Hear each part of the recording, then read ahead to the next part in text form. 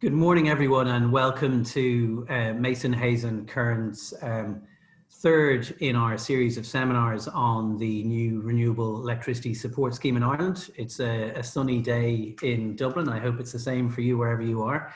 My name is Eoin Cassidy. I'm a partner in Mason, Hayes and Curran's energy group. I'm delighted to be joined by two of my colleagues who you probably know very well, Peter McLay and William Carmody. And I'm also delighted to be joined for this webinar by Paul O'Hara and Niamh McKenna, who are both co-founders of ChangeX. ChangeX is a platform which connects communities to proven innovation and financing, and it can assist companies in managing community benefit funds. So I'm delighted to have Paul and Niamh with us today. By way of an agenda, we are going to, myself, Peter and Will are going to talk through some of the key legal issues that are coming out of the RESS terms and conditions and the implementation agreement that's to be signed up to by successful applicants, and for the first half. And then we're going to hand over to ChangeX to discuss real and practical issues presented by managing community benefit funds. And they have a case study that we'll walk through. And then we're going to go back to sort of a live Q&A. So please feel free to use the Q&A function that you'll find on your screens. We won't be dealing with the questions as they come through live, but we are keeping a 10-minute period at the end to talk through any questions that do arise. So just feel free to send them through as they come to you during the course of the presentation. So we're obviously here the morning after Ursula von der Leyen's EU State of the Union address yesterday, where she, in a COVID world, the key announcement that she made yesterday was actually the increased commitment to move to a 55% reduction in greenhouse gas emissions by 2030. So a major step up from the 40% as previously set out, and that was welcomed immediately by Minister Eoin Ryan, and you know, the government is in the process of finalising the climate action bill. So what we are seeing is again a continued commitment by the EU and member states to drive forward with the energy transition. And where we are in Ireland from a renewable electricity point of view is embarking on the next stage in Ireland's focus and drive towards the transition of our electricity generation market to a decarbonised one. And that's sort of the focus of this morning's seminar, is really to look at the implementation phase around RESS. And what does that mean for successful applicants? What do you need to be thinking about in moving forward your next steps to implement your projects, and what issues are going to be relevant for you in that context? So as people know, we are expecting the formal notice of awards on Friday, the 25th of September. There haven't been any surprises between the provisional outcome of the RESS auction. So we don't think there's any reason why that timeline won't be achieved.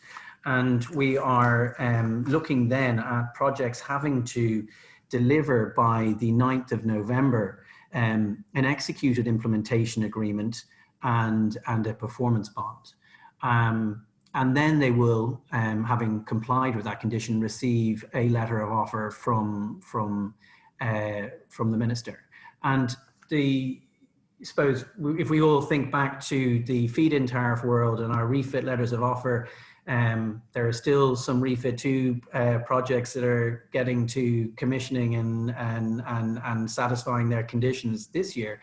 A number of years after the refit letters of offers were issued. So I think perhaps, Will, we might just touch on, just to give some context around the RESS letter of offer, and maybe let's just tease through perhaps what is different between the RESS letter of offer and the refit letter of offer in terms of, you know, the timeline for the support available Thanks, Eoin. Yeah, in one way there are similarities, as you say, between the RESS scheme and the predecessor refit scheme. They're both government-backed structure, which gives price certainty for the sale of renewable energy. But there are some differences in the detail of how they operate that needs to be borne in mind, and I suppose as well, in particular, how that may impact on the financing arrangements for projects. One aspect in particular worth mentioning is that it's the way in which the timeline milestones operate.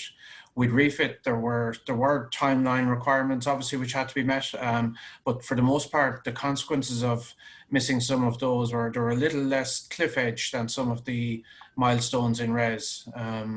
The consequence was more likely to be a reduction in the time for which refit support was made available, rather than a complete loss of the support.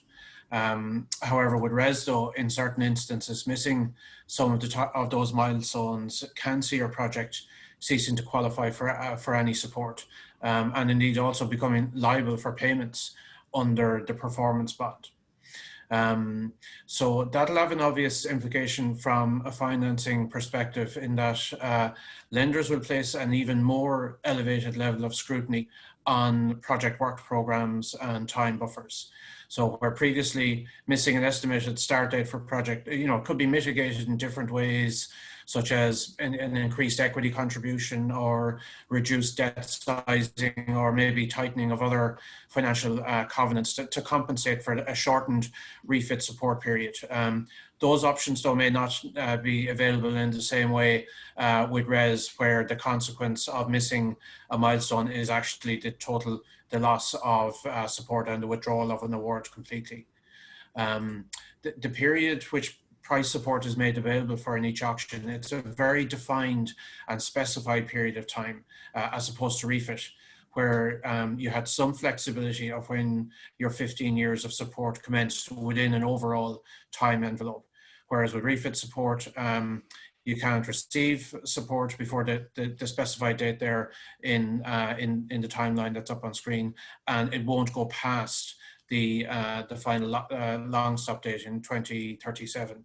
So as well as having an impact on debt sizing and other financing conditions, that'll also have a potential impact on equity valuations for projects, adhering to those timelines. So being very aware of those timings and the milestones and meeting them, it's absolutely critical to preserving your value in your project, and maximizing value as well in your project. So as a result, really, a large part of lender due diligence is going to be focused on the scrutiny of the program for works and the adequacy of buffers within that, to ensure that it's well set up to meet those key milestones.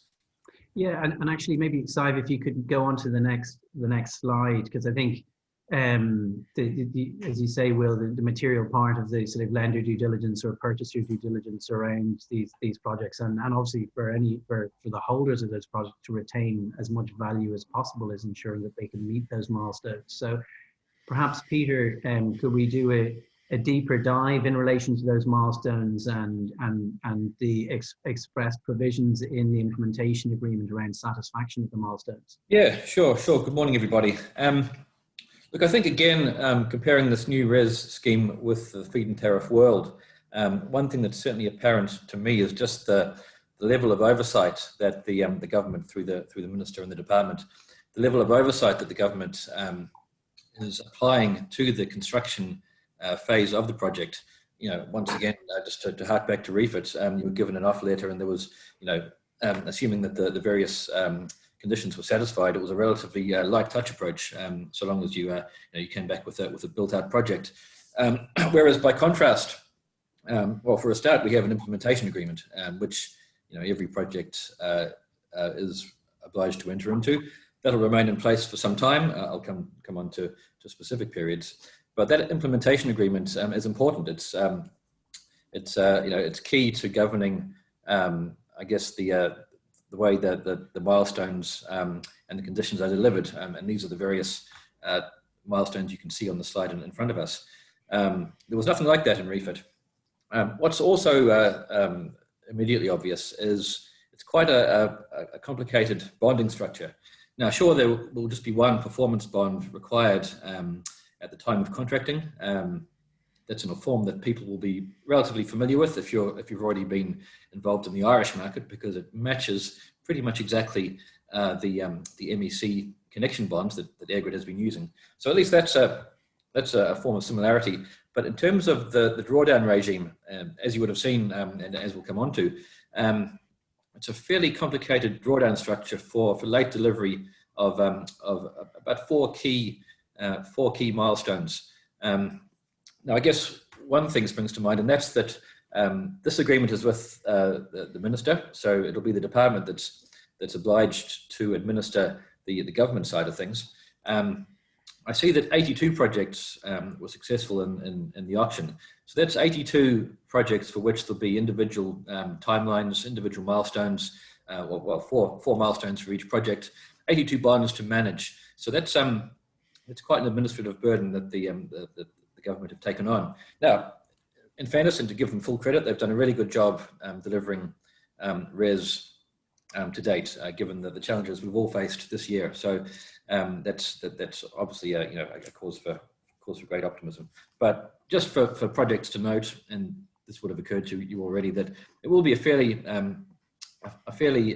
intensive and quite a strong two-way process involved in building out your project, complying with your implementation agreement, and keeping the department informed of your project progress.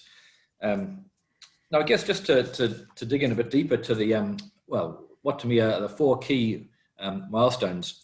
Now, the first one that I want to talk about, I mean, there's a community-led project deadline, which I'm not going to get into because it's a pretty specific structuring obligation that applies to community projects. I think that may well be the subject of another potential talk. But for all projects, there's a grid connection deadline.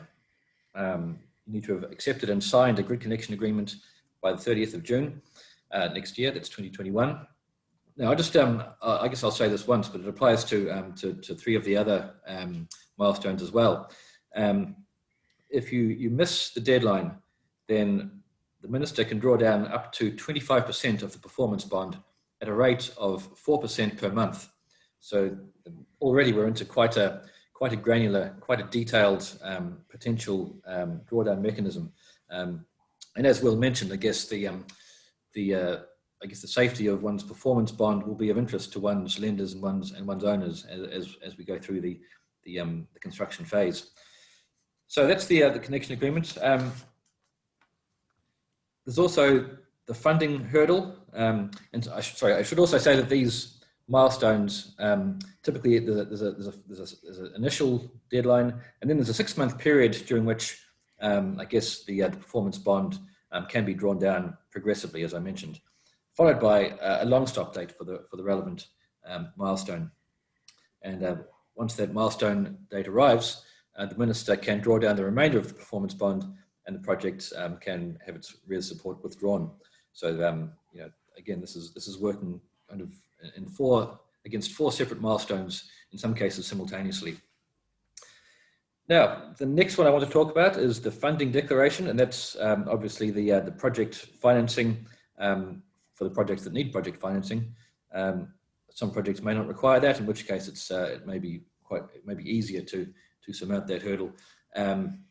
It's required to be proven by way of the project making a declaration to the minister confirming that funding is in place. Now, that's required to be made by the 31st of December next year, and then the long stop date for that is June 2022. Okay, then just I guess the third milestone I want to talk about, it's really just maybe by way of progress, is second stage payment under the grid connection agreement, and that's a wee bit later. That's 30th of June 2022. The final milestone, and I think I'll talk about this in more detail later, possibly because it's relatively involved. The final milestone is the achievement of commercial operation, which there's more to than you would think. So maybe we'll come back and talk about that later, Eoin. Yeah, I think Peter, I think it's worth because that is going to be the critical item. But just in respect of the dates, can we touch on the relief that may be available? I mean, obviously you've got the interim dates in some instances for some of the milestones with a potential dilution of the value of your bond. But what reliefs are available to extend the times? And when we saw lots of projects faced with difficulties in relation to grid, etc., or other issues that perhaps may delay them being able to achieve financial close, for example, final consents in relation to grid connection, or implementation of land agreement. What circumstances can a successful applicant go back, I presume, to EirGrid to look for an extension to these times? Yeah, well, in common with other major industry documents in the Irish energy space, there is a force majeure regime whereby the occurrence of certain events can entitle projects to relief. There's a few things different about this particular force majeure relief. Often, in things like the connection agreement, general terms and conditions, the force majeure is defined in relatively open terms. So it's a circumstance or event that is beyond the control of the party and which results in a delay. And maybe a number of examples are given, but those examples aren't exhaustive. In the event of unforeseen circumstances, such as, I guess, global pandemics, things like that, you'd be able to come back to the counterparty, to EirGrid or to the minister, and make a case. Now, in this case, force majeure is defined in a different way. Sure, there's the requirement that the event be beyond the control of a party and couldn't have been avoided, but in this case, the event or circumstances giving rise to force majeure is limited to a confined, finite set of examples. Now, I'm not going to go through them because they are fairly wordy, but that's a very different way of thinking about things. I guess even during the recent COVID period, we've had discussions with clients about how to interpret force majeure provisions in light of I guess, government restrictions around the world and how that's impacted on people's supply chains. Now, in terms of how that might apply under the RES force majeure, I think, to take COVID for an example, I think luckily in my view, COVID would be covered because the FM examples include any government order, restraint or directive having the effect of preventing or delaying the construction. Now that is nice and wide. So sure, force majeure is defined on an exhaustive basis, but it just so happens that the points are fairly widely defined. So that's, I'm not sure where we end up. Is it more restrictive or less restrictive than what people might be exposed to previously? Yeah. Yeah, but you do have an exhaustive list of events which might entitle you to force majeure relief. It's critical that their hands are tied in terms of moving outside of that list. Should also say that I know that certainly in the last couple of years, people there've been whisperings in the market about the speed of grid delivery, for example. Now, grid construction or energisation has been carved out of force majeure. It doesn't apply to relief under that head, but luckily there is a separate heading whereby the minister can give an extension of time in the event of a delay in grid connection or build out, which affects or is likely to affect a significant number of projects. So where there are problems across the board, widely recognised problems with grid delivery, the minister can relax grid-related deadlines. And I should also say that in the event of force majeure, it can apply for up to a year, and during that year, both your milestone and your end date of support is shifted. So you won't be exposed to any financial downside for a year. Unfortunately, after that year is up, then the RES eligibility can be at risk. So that's just something to bear in mind. Yeah, and then so the ministerial discretion there is similar to the discretion retained in refit and on those issues as well. But you are looking at categories or numbers of projects rather than yeah. I think the minister could be in some difficulty if he or she was attempting to extend to individual projects. The clear provision applies just to issues affecting numbers, multiple projects. So that's the way I'd regard it. Okay, so as Peter's talked through all these various milestones, hard dates, limited relief events. and consequences in the interim against the performance bond that's being placed by successful applicants for potential drawdown, and full drawdown, in some cases, in the termination of the letter of offer. So perhaps you could, these are bonds that are going to have to be placed before the 9th of November by successful applicants. What should people be thinking about if they're going for project financing for their projects, or even if they're funding these projects off equity, they're still going to need to place these bonds. Perhaps you could talk about how that structure will work in those two different scenarios. Sure. So yeah, as you mentioned, the performance bond is required as a condition of the implementation agreement, and it needs to be in place by the 9th of November. Now, at that stage, obviously, it's highly unlikely, it's impossible that any project is going to have reached financial flows on the limited recourse project financing for the project. Are we still offering the 6-week financial close package in the office? yeah, exactly. Yeah. The extra speedy package. And the performance bond, it's not insubstantial at 25,000 a megawatt of offered quantity. So banks are going to require some sort of collateral security from projects for that. Now, obviously, it's up to each bank to satisfy itself under its own policies on what is acceptable security, and that might be a cash deposit in the amount of the bond, or security over some other asset that project sponsors may be able to offer. But as Peter has been speaking about there, because the bond amount would be drawn down if the project fails to meet initial milestones, and also the award of the support ultimately could be withdrawn, it's unlikely that the project itself would initially be security for the bond at this early stage. Then at a point in time when the bank has been able to do full due diligence to a project finance standard, it probably will be possible then to bring the performance bond into the project finance facilities, and then at that stage, release the initial asset that was given as collateral security for the bond. It's probably worth mentioning, if project developers are thinking of employing a structure like that, it would be important first of all to mention that upfront to your bonding bank.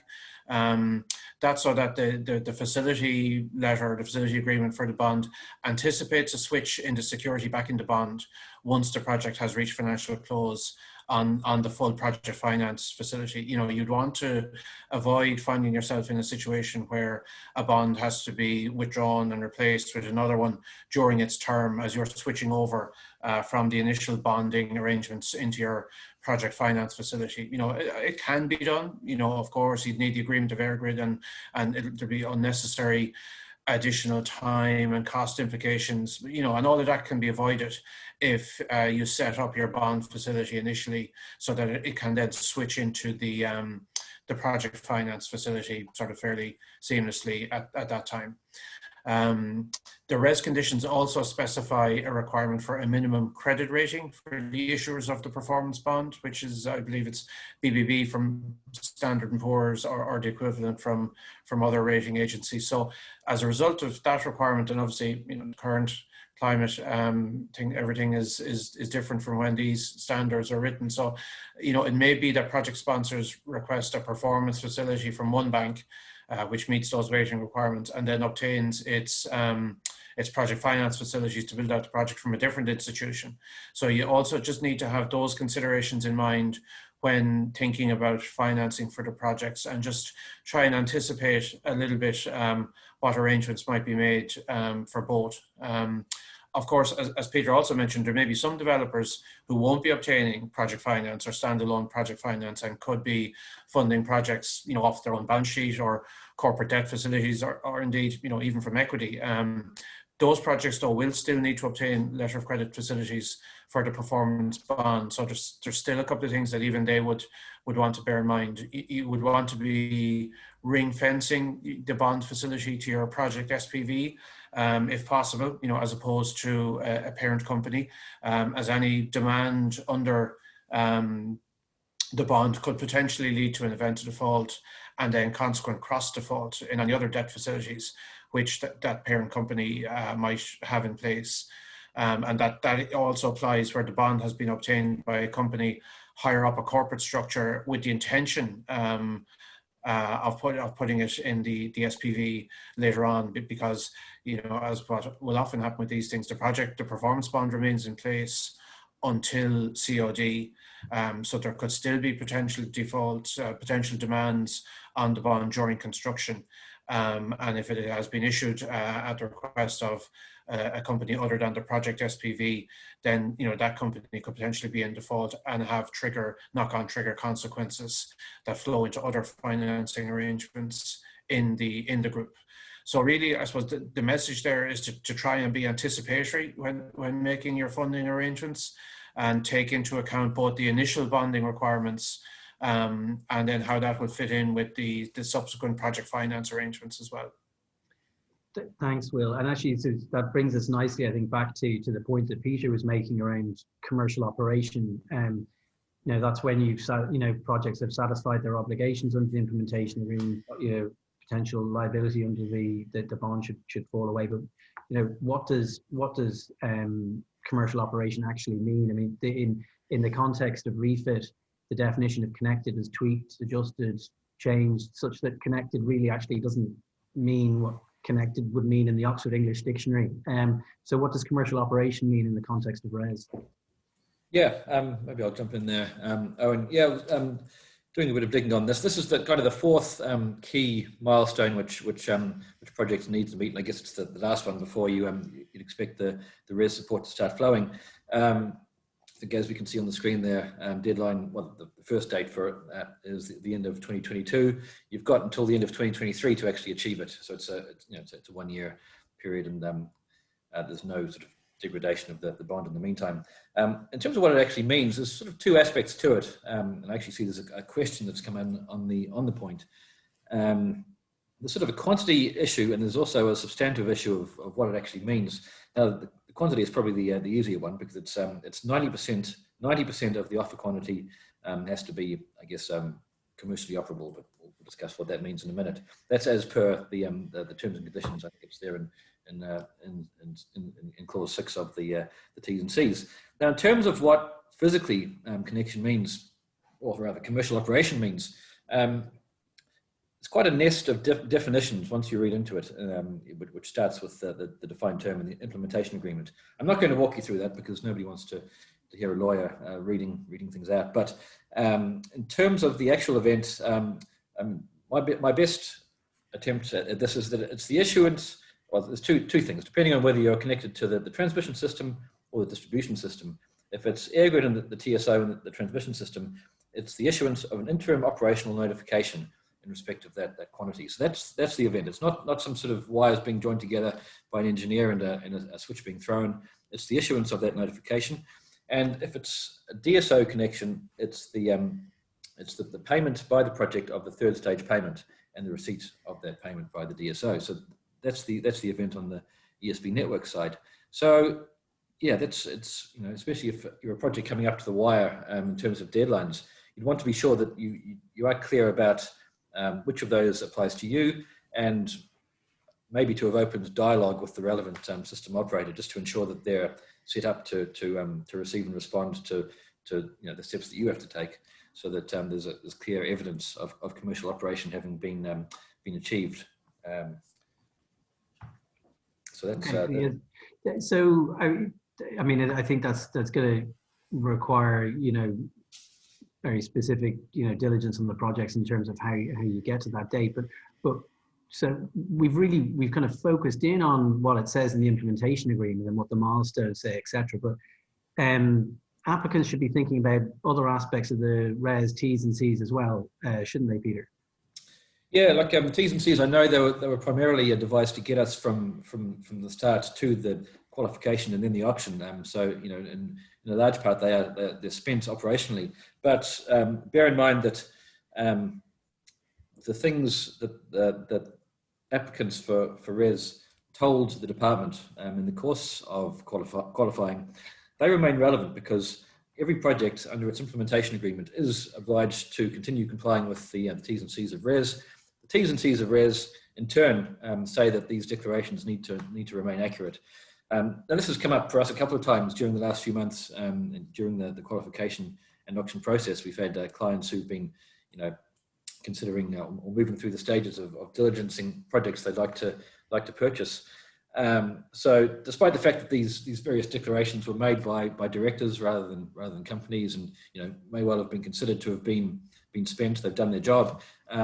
That's not the case. I think anybody who's considering purchasing a project or lending into a project, a RES project, we'd advise them to take account of what the project told the department in the course of its RES application process, including the declarations, and just to make sure that they do remain accurate.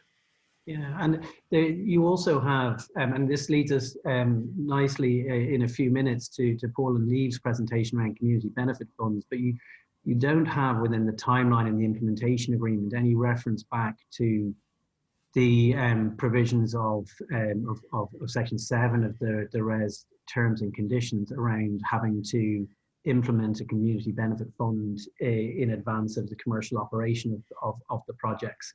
But as you say, Peter, that the implementation agreement and the letter of offer ties everything back to compliance with the RES terms and conditions, and a failure to comply is a material breach, potentially resulting in the loss of your support and the termination of the agreement, and a call down under the bond. So, Si, perhaps you could just pull up the next slide, please. And just in advance of, we're very lucky to have to Paul O'Hara and Eve McKenna to talk through how they see community benefit funds happening in practice. But there's probably no harm in advance of that, just running through some of the specific conditions that are contained in the RES terms and conditions around community benefit funds. And as Peter says, he doesn't, nobody wants to sit here and listen to lawyers reading things out, but clause 7 or section 7 in the T's and C's is really worth drilling into for developers and anyone interested in acquiring a project or financing a project to make sure these are all provisions that that can and will be complied with by the projects. As everyone knows, it was kind of well telegraphed, and I think it came about as a result of I think a lot of work put in by IWEA and ICEA, to try and identify what would be an appropriate level of contribution by successful projects to local communities, and they've that has been held by in the RES T's and C's of a €2 per megawatt hour fund, which is based on loss adjusted metered quantity for all RES 1 projects. But there are specific obligations on projects in terms of how they run and manage those funds, and not even just the management, but also how they promote those within the local community, and also how those funds should be allocated to individuals. So there's a specific amount that's to be redistributed on an annual basis to households within 1 kilometre of onshore RES 1 projects. And developers need to think about that in the context of other contributions that they may be making to those landowners, and to bear in mind that the way the RES T's and C's are structured, it doesn't take account of other economic incentives that may have been made available to those households. So there is still a mandatory obligation on the RES T's and C's to make those €1,000 payments to households within a 1 kilometre radius. Then there's conditions around 40% of the funds have to be paid for not-for-profit community enterprises with a focus on the UN sustainability goals, and in particular around the energy and my goodness, I've lost my notes on that one. But so some specific goals, 4, 7, 11, and 13 around education, energy efficiency, sustainable energy, and climate action initiatives. There's also only a maximum amount of 10% of the funds that can be spent on administration, and I think the guys from ChangeX are going to touch on that as well, because that's probably lower than people had been expecting. And then the balance of the funds be spent on initiatives of successful applicants through the annual application process. So the fund and the process needs to be reported on annually to the minister, and the minister or through a nominated body, which is I think is going to be the SCAI, has a right to potentially audit how these these funds are administered. There is a specific provision in there to offset contributions from public authorities through planning permissions, but that can only be offset in circumstances where those contributions comply with the RES T's and C's. So you need to check your planning permission obligations in relation to community funds to make sure, if you do want to offset them, that they do comply. There is a good practice procedure is going to be published before July of next year. But the minister has come out and confirmed that is going to be merely a guidance document that should be considered by generators in terms of what can be determined to be good practices, and it's not going to be a mandatory set of rules that should be followed in each case. But before I go on any further on this, I think it's probably worth handing over to two specific experts who have an interesting case study to chat through. So Paul and Niamh, I will pass the mic over to you guys to kick off on your session. For everyone else, just myself, Will and Peter will come back and join Niamh and Paul at the end of their presentation, and we'll run a Q&A for the last 5-10 minutes of the presentation. So over to you, Paul. Great, thanks a million, Eoin, and thanks for the invitation to contribute to the webinar. Hello to everybody listening from wherever you are across Ireland. So my name is Paul O'Hara, and so my colleague and I, Niamh McKenna, will be just chatting through a few things with regard to the management of community benefit funds. So the first thing is just talking through some of the challenges and opportunities. Niamh is going to take us through a case study, and then finally, given the theme here being around the legal side and compliance side, just some of the questions that have arisen through our first kind of contracting experience in this space with Res 1. So a little bit of context first. Yeah, so in terms of community benefit funds, right now the total sector is contributing a little under 2 million a year into communities across the renewable sector, and that through Res 1 will grow over the next couple of years, will double to 4 million.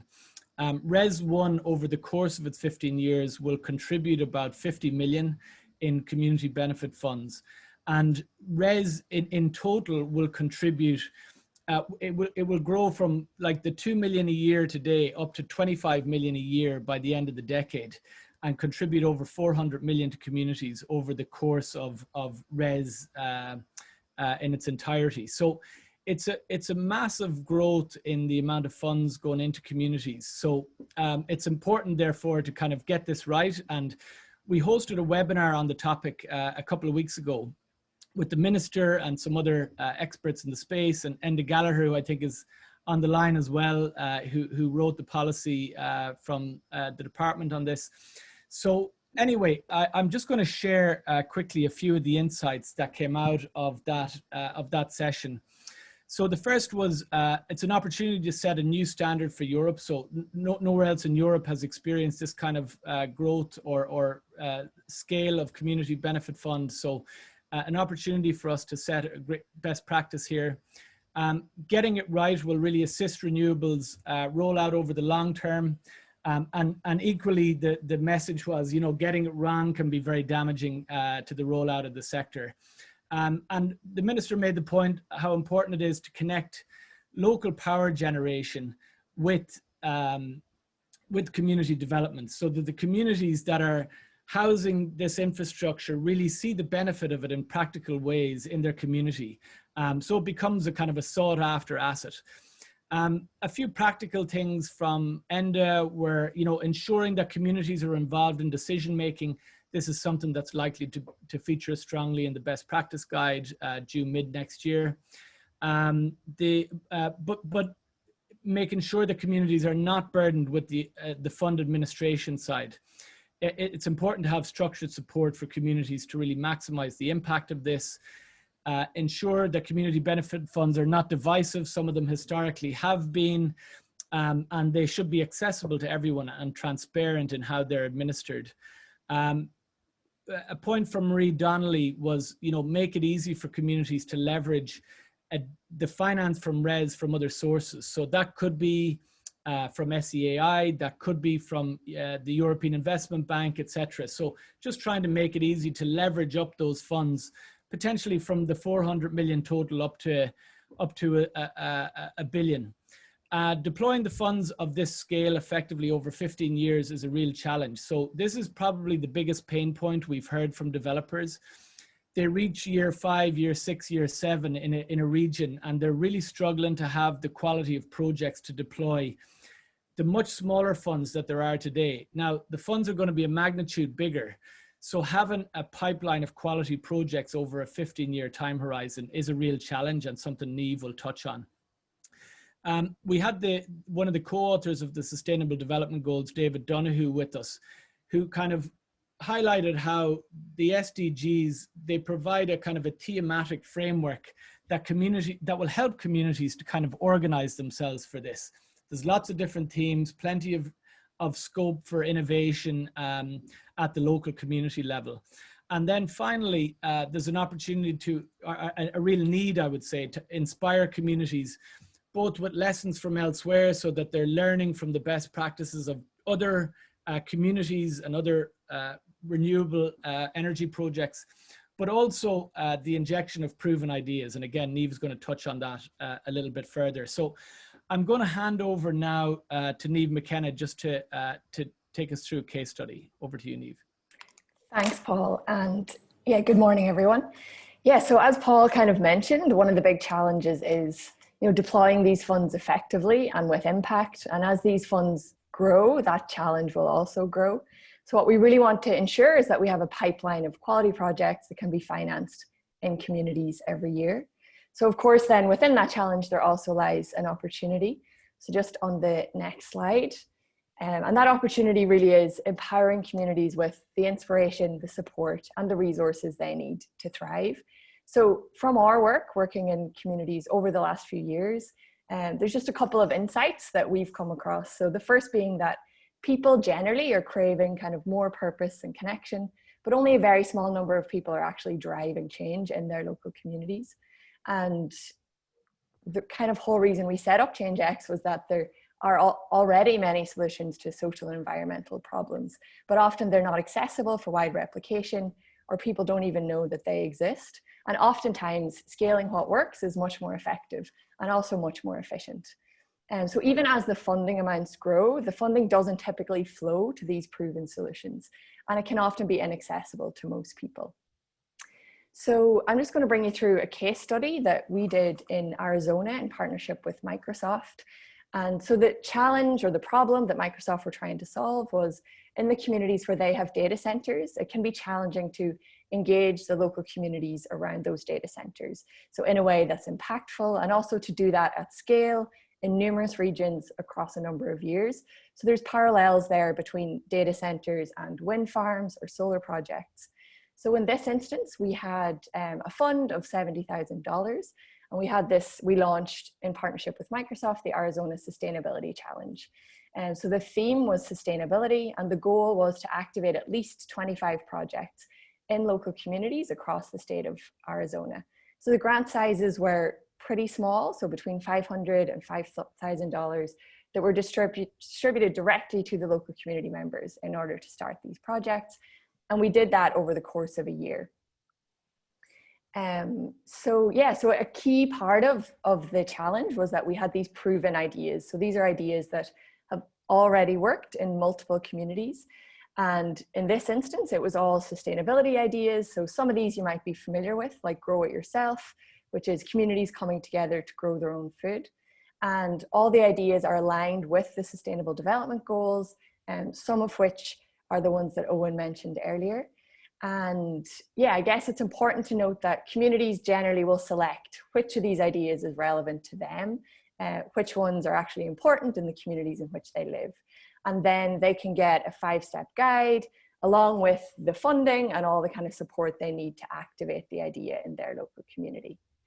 So then just on the next slide, so how we kind of activate these funds are through launch events, so which take place virtually or in person. And then we do quite a lot of local ads, PR, social media, and then we generally bring people together at the end, so after a year, to kind of celebrate and mark what impact has been achieved in the local community. So then, yeah, there's lots of opportunity to kind of engage stakeholders throughout the process. So the local community are very involved in, you know, promoting this and actually activating the ideas and getting involved in volunteering with the ideas and through events, but also opportunity to engage wider stakeholders like local government, if that's relevant, local business, and yeah, just an opportunity for lots of people to get involved in activating these different projects. And then, yeah, so the ChangeX product or platform is what does a lot of the work. And so it's kind of bringing you right through from due diligence to the impact reporting. So the due diligence can be done by us or also in partnership with a committee at the local community level. So where they're actually just assessing the projects and the applications as they come through. Teams have to complete a challenge on the ChangeX platform that kind of proves their commitment and competence in actually starting one of these ideas. And the funds are then distributed through Stripe on the ChangeX platform. And then importantly, the impact is tracked live through the ChangeX platform. So that's kind of available to view at any time, like at what stage different groups are at, what impact they're actually having. And also there's financial reporting and financial transparency right through the product. And that can be downloaded at any time and integrated with existing financial reporting and so on. So then, yeah, just a little bit more on the impact reporting. So sometimes it can be difficult to, you know, to really understand what's happening with these projects at a local community level. So we've really focused on trying to build out that capability where local teams are sharing photographs, they're sharing updates, and they're kind of incentivized to do that, to share photos of what's happening. And then we're gathering the outcomes as these projects activate and work their way through the different stages of impact. So we're looking at things like CO2 eliminated, number of trees planted, food waste eliminated. And that's just a couple of other kind of impact metrics there on the left-hand side that we will be looking at throughout the course of one of these funds. So yeah, so that was a case study of one that we did in Arizona, but we have done this in multiple communities across the US and also in Ireland, where we've worked extensively over the last 5 or 6 years. Most recently, we ran a fund in partnership with the Web Summit, where we distributed €1 million fund to over 6,000 community projects across Ireland, who are all working on kind of community solutions to some of the challenges brought about by the pandemic. And so we're kind of continuously expanding the portfolio of ideas that are on the ChangeX platform with the goal of providing as many impactful opportunities to local communities as possible. And we're currently building out a climate portfolio in partnership with Project Drawdown, which is kind of the world's leading source of climate solutions. So yeah, so we're kind of always building out that portfolio to make sure there's as many impactful and proven ideas up there as possible. And then finally, all the ideas, just on the next slide, all the ideas on the ChangeX platform are aligned with the Sustainable Development Goals. So we kind of committed to aligning all the ideas with the goals. So, and we're building out portfolios of ideas across the various goals. So like Goal 13, climate action, Goal 7, clean energy, so that we can really provide a way for local communities to participate in a meaningful way and drive progress towards the goals. So yeah, that's it from me, I think. I'll just hand back to Paul. Great, thanks a million, Niamh. And I saw a picture of Amina Mohammed there, who's the deputy head of the UN. She came to our office for the announcement of our commitment related to the Sustainable Development Goals. But I do think it'd be amazing if at some point there's going to need to be a big education drive around the SDGs for the communities engaging with this. It'll be new to a lot of people. But we could, now that we're in kind of webinar land, we could try and get Amina Mohammed to speak directly into to speak directly to the communities across Ireland. So that could be an exciting opportunity to kind of utilize her to educate the communities on the SDGs.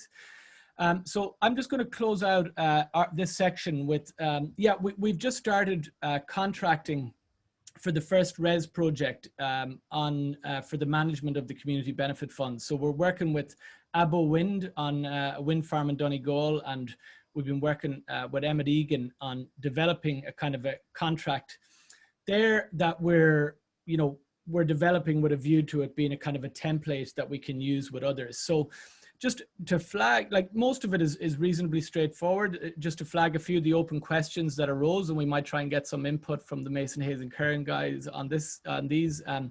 But the first question is the timing of the first fund allocation and grant round. And I saw it kind of links a little bit to a question that's come up there. But one of the questions is, like, the community will see the turbines turning on at whatever point, and the funds, do the funds turn on for the community at that point, or is it at the end of year one, or is it somewhere in between? So a decision has to be made around when the funds turn on in terms of when you run the first grant round.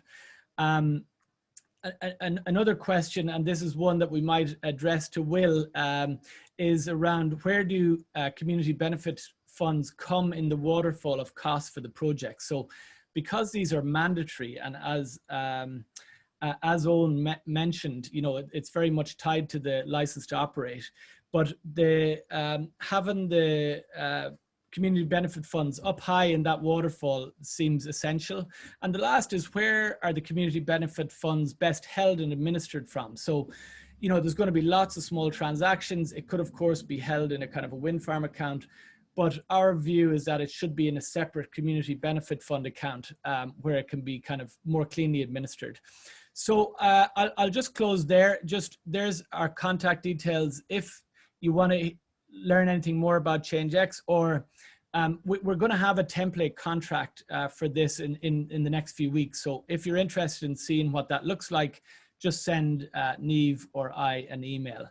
And with that, I'll hand back to Eoin to chat through some questions. That's great. That's great, Paul. Listen, thank you, Paul and Niamh, for that presentation. And we have a couple of questions that are coming in on the Q&A as well. But perhaps we just, I think, touch on the three that you asked there. First of all, when do the funds effectively turn on? And if Peter, if you're available at the moment, I mean, the fund allocation is €2 per megawatt hour of adjusted metered contract. But could you just talk through when that would be calculated, at what point in time that could be determined? Because it would seem to me that you'd have to have a year of operation, or it would make sense to have a year of operation and then allocate the funds on an annual basis. But perhaps you might touch on that, Peter. Well, in terms of calculation, I mean, the loss adjustment is carried out by the system operator, or the market operator, and used for market settlement. So that's been done for you. And I guess quantity information is also available on a kind of a real-time or a weekly settlement basis. So there'll certainly be no lag on visibility of the stream of funds coming in. So I don't think it's so much an issue at the market level. It's probably more one of administration once the funds do hit the projects. Now, bear in mind that each project is getting its funds through a power purchase agreement counterparty. So I guess it's one extra layer, but usually a generator will also be receiving settlement information from the market, possibly via its PPA counterparty too. So these are just things that need to be built into probably the PPA for a start, just so that generators projects have enough information to comply with their community benefit fund obligations. Yeah, I mean, it would seem to me in 7.2.6 of the conditions, so the distribution of funds for the duration of the RES 1 project is to be done on an annual basis. And then I think, given you were talking about ring fence percentages, it would seem that you have to have effectively an audit process, as to the performance of the project over that 1 year period, and then allocate the funds, at the end of that year. you wouldn't really work on a prepayment basis. So so I think you're looking at an annual payment, but not commencing until after the first year of operation. And then Will, perhaps just probably the two questions there and I think they're both connected, is around where the funds are best held and the waterfall point. Yep. And perhaps you could touch on that. Sure. Thanks, Eoin. Yeah, the waterfall point actually is probably an interesting one, because I suppose there's a slight difference here between where previously there would have been community benefit funds, but maybe established on a voluntary basis by projects as part of their community engagement when when projects were being developed and put through the planning process, etc. And that, as I said, that was a voluntary arrangement, and so maybe would sit in a lower down position in the cash flow waterfall. These are hard obligations. This is a condition of the RES scheme.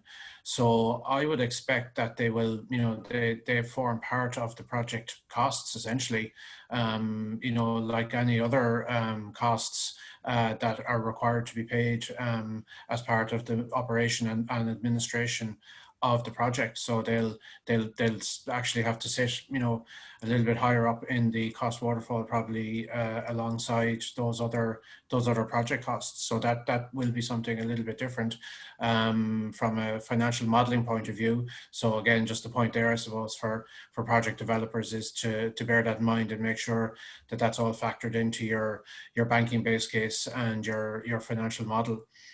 Then as to where they are held, again, Paul, it's an interesting point actually, because then those funds are still part of the project revenues essentially, and the normal project finance structures would see the bank taking security over all the assets of the project, including all of its bank accounts and the proceeds, the balances in those accounts. So that's probably something that will need also now to be factored into the security structure if there is to be a ring-fenced fund for the community benefit needs. That's something that would probably have to have some thought given to actually as to how that can be done.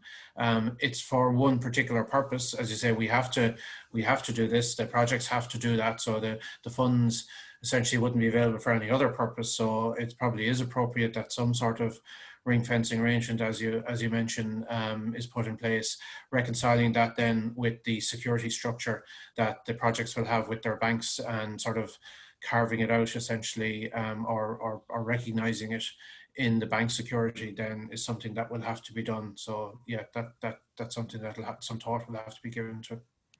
And then we might just stick with it. So we've some questions coming in from the audience. One is, the industry standard for fund administration is 15% and allowance through RES is 10%. Is it possible to administer these funds effectively for 10%? And there's, maybe before you jump in, Paul, and say that you can do it for 10%, there is also the conditions allow additional money in relation to the administration to be topped up by the generator, but it's just that only no more than 10% of the fund can be used for that allocation. So don't sell yourself short in terms of the cost. Yeah. Well, I mean, our the industry standard is 15%, and that would be our own. But we on the bigger projects, it should be possible to get it under the 10%, where there's some scale in it. The other thing I would say is software is going to be critical, so that you automate as much of the processes as possible to make it possible to do it effectively and well at under 10%. And the last point I'll make on that is just like having some suppliers in the administration space that have some scale will also be key to getting as much of it administered as possible under 10%. Because the more projects a single supplier has, the more possible it'll be. And maybe just picking up on two quick questions. Eamon referenced geography, and feel free. 10 kilometers is the kind of benchmark at the moment. So within 10 kilometers of the wind farm, but we do aim through the benefit community benefit best practices handbook to see if there's some flexibility to expand on that, because obviously that's something that will take some pressure out of the challenge of actually spending these much bigger funds in often very rural geographies. And the last point there from Tom around SEAI. So yeah, the SEAI sustainable energy communities would definitely be strong applicants to the funds, given the definition of the funds and the particular emphasis around energy and climate action within the Sustainable Development Goals. But they would just be one applicant amongst many. But hopefully all of the SEAI communities will be able to participate.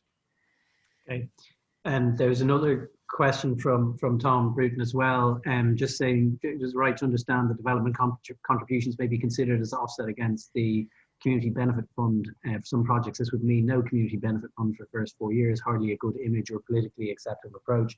I think the key point just to make, Tom, is that the terms and conditions say the generators may offset contributions subject to any local authority mandated funds against the contributions required to be made to this community benefit fund, subject to the condition that any offset contributions comply with section 7.2.6 of the terms and conditions. So the minimum amounts and the provisions of 7.2.6 would still apply in respect of, would have to apply in respect of any of those, say, development contributions, in order for them to be offset. We have another community question from Joe Dalton, and this is his query is there are two elements to the community funding element. Payments to local landowners are significant to administer.